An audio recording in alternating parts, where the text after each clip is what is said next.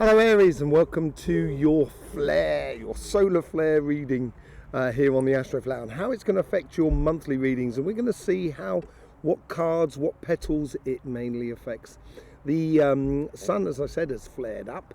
It's a natural thing, but it did send the Earth a certain wave of sort of vibrations and plasma and what have you, and that obviously affects the vibrations that are all around us.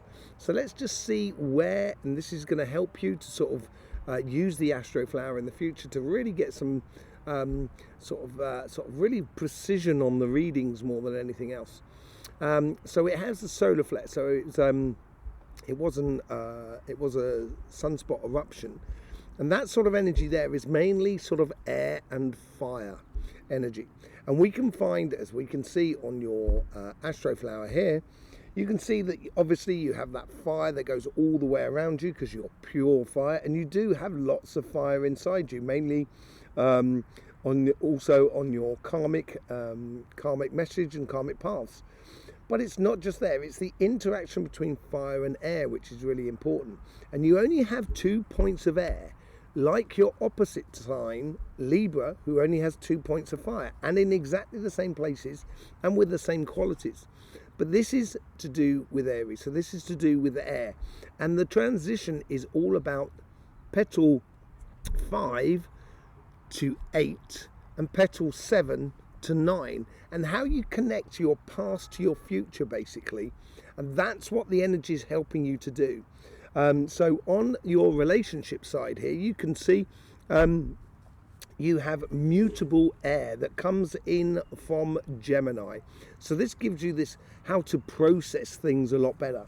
And this is how to process your healing and allow you to explore through your passions, because you can see you've had the Page of Wands and the Four of Swords, and how you can convert it into that security, which is with the Queen of Pentacles, and noticing, and that's where the healing part's going to come in, is noticing those healthy boundaries which you get with the Nine of Wands.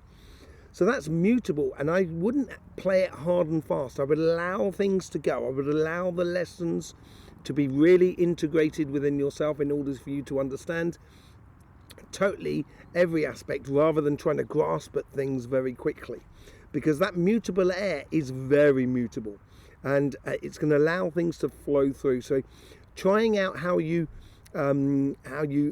organize or you instigate your passions in life to give you that security and give you that sensation of knowing when things are not right, so you can cut them off before they actually happen within your relationships.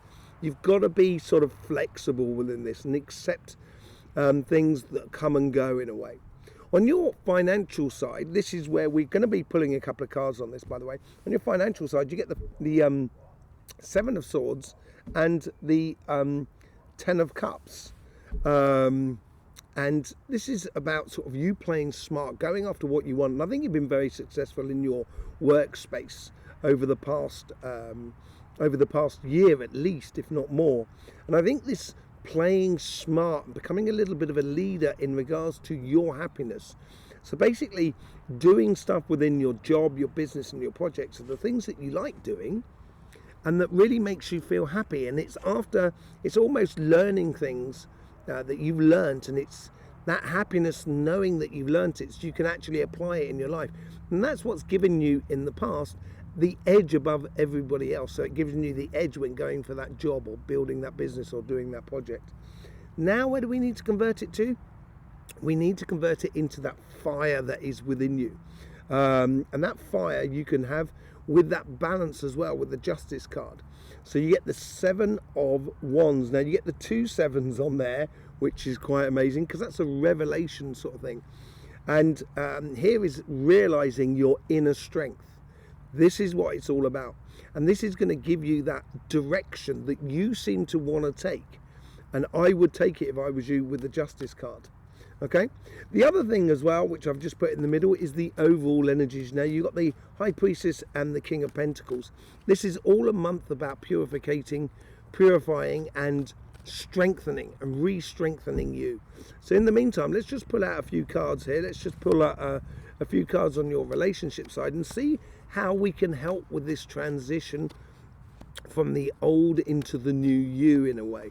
Okay, so starting on your relationship side, you get strength. This is inner strength within you. It does tie into you nicely. It's very much a fire card, and it's getting rid of those doubts. And I think this is what we're allowing things to happen and go to its full cycle. You're going to get rid of all those sort of doubts within you. Out with the old and in with the new. Out with the old you and in with the new you.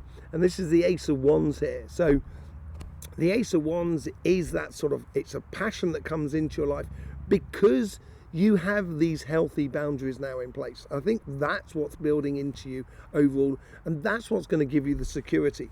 So I would be very attentive to those healthy boundaries around you to note what is working and what isn't working for you. On your financial side, you get the Nine of Swords and the Seven of Pentacles.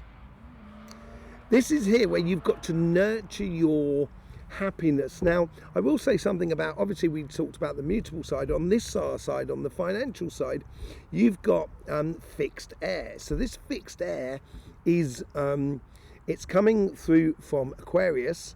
So it's all about the collective, but it's all about being right with the collective. And that actually does fare very well for you.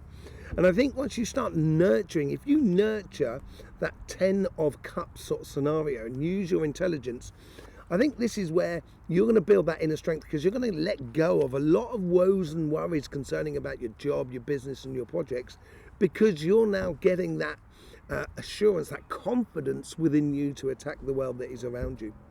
Okay, so that's just a heads up on how it goes on with the Astroflower and how the elements can affect your sort of sign. I will be doing some more readings in February concerning the planetary conjunctions. There's loads going on this month here, so we're going to have a look at that in the following week. In the meantime, thank you very much for being here. I really do appreciate it, and I hope you get the best out of these readings. I hope it helps you to really be who you could be, the best example of who you can be, basically. There's loads of links in the description below. There's also our sister channel, Cymatic TV. I will see you soon. In the meantime, don't forget, life should be fun, so please do enjoy.